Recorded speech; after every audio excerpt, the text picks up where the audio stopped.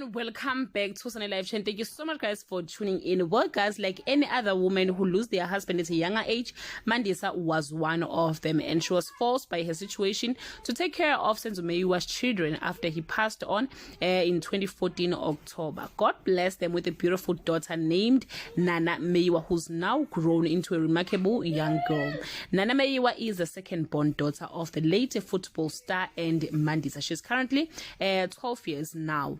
When her father passed away, Nana was still very young, but her mother did a great job. As you know guys, Mandisa is not the only woman raising Senzo Meyiwa's child. Kelly Khumalo is also raising her daughter with Senzo. Mandisa and Kelly Khumalo's children guys look exactly like their dad.